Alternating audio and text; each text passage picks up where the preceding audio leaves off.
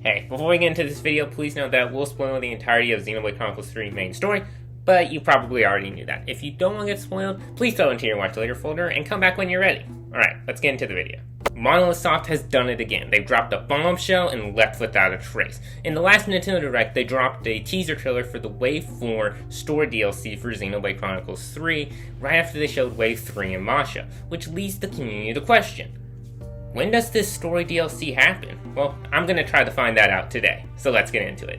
Xenoblade 3 actually put itself into a unique position where both a story that happens before or after the events of the game would have some merit, and would be interesting to see play out.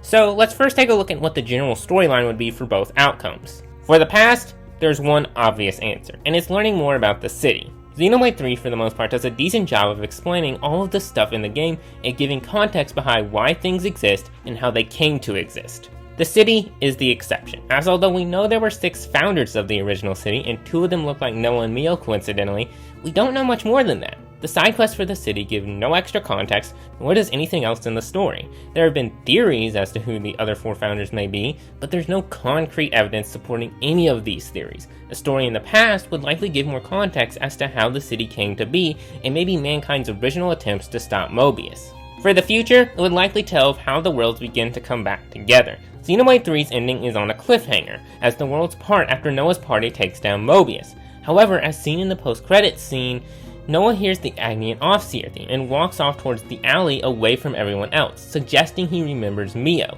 Mio also seems to have memories of Noah as she writes in her diary after you last saved the game, saying she remembers a silhouette of Noah and expressing a desire to see him again. Nia also hinted at the fact in the ending that the worlds will eventually walk hand in hand again, suggesting that in the future, that another attempt at bringing the 2 worlds together would happen again. However, besides Noah and Mio, there appears to be no one who remembers the other world, although we could likely assume Nia and Melia remember since they were the ones who started this whole worlds merging thing anyway.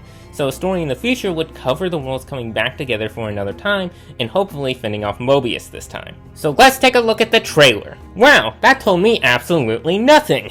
So let's see what we can discern from this trailer. We get a first look at the slightly more grown-up versions of Shulk and Rex appearing to fight Alvis from Xenoblade Chronicles 1, who is holding a Monado, and let me tell you, that's all I can say without spoiling Xenoblade 1 for you. Go play it, it's a peak game. But besides that, we see someone who looks like Noah, and it appears he's using his iris to trigger Ouroboros. And congratulations, that is all that is there. So, let's try to figure out how this would help the arguments of those who think it's past, and those who think it's future. Okay, hi, Editor Noah back in here. If you do not want Xenoblade 1 spoilers, I will click off right now, as there is no way for me to make this argument without spoiling the final boss and the end cutscene for Xenoblade 1. And once again, go play Xenoblade 1 if you haven't, it's a great game. So the primary argument for this being a story set in the past would be that Alvis is the original Mobius.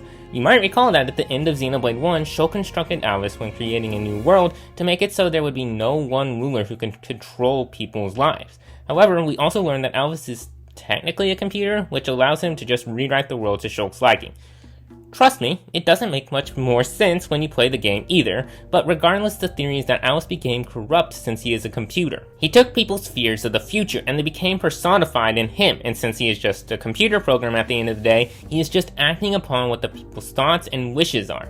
This in turn would make him Mobius A, who is noticeably not in the base game. The story would likely tell of the attempt to stop him from hijacking Origin, which would eventually be fruitless, causing the events of Xenoblade 3. However, the counter-argument against this theory would be a simple one. Why is Shulk and Rex here, and why does Nia not mention Alvis at all when retelling the events? When Nia tells the story of how Mobius took over the world, she makes no mention whatsoever of any sort of struggle against Mobius. She makes it seem like it happened unexpectedly, and by the time it happened, it was too late to put up any sort of meaningful offensive against it. She also does not mention Alvis at all in the events, only mentioning Zed and X and Y being the only other 2 Mobius shown in the animation playing while she's telling this story. And why is Rex and Shulk here? They are nowhere to be seen in Xenoblade 3's base game, nor any mention of them at all. Why would they be here then? And how did they not show up in any shape or form in the main game? Supposedly, they lost the battle as Xenoblade 3's events happened, but how did they get no mention whatsoever afterwards? Well, now that the argument and counter-argument are set for the past, let's see how this teaser might support the future's argument. So, as I mentioned before, Noah and Mio remember each other vaguely.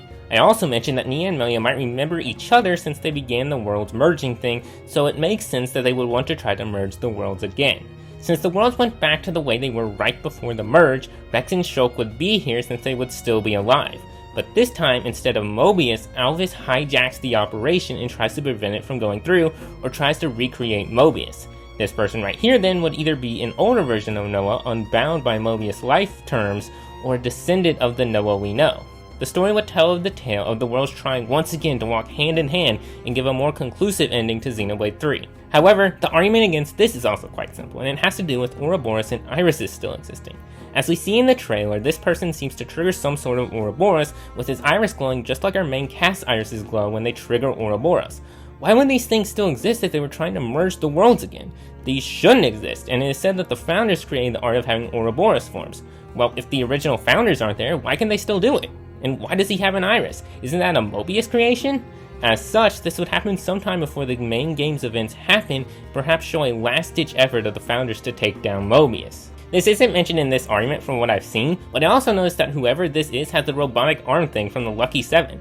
If this really were the future, how in the world did he get his hands on that? It is said that the Lucky 7 was passed down to eventually find whoever the true hero was, which turned out to be the Noah we know today. How did that character get his hands on it if it was in the future? Would it even exist at that point? And that's that. Those are the primary arguments for both sides. What do I personally think it is? Well, as much as I want this to be set in the future to give us a conclusive ending to Xenoblade 3, I feel more confident in this being in the past. Some are suggesting that this could be a combination of both past and future, or at the very least give some clarity on what happened after the end of Xenoblade 3, which does give me some hope. But regardless of when it is set, I'm still very excited for it, and hey, debating stuff like this is fun. But with that, that's the end of this video. Thank you so much for watching until the end, I really appreciate it. If you enjoyed, please consider subscribing. It really helps the channel out a lot, and it's free. And if you notice I missed any arguments throughout the video, feel free to leave them in the comment section below. I read every comment, even the 2,000 word essay ones. But with that, thank you once again so much for watching, and have a great day, evening, night, wherever you are, and this is Crystalized, signing out.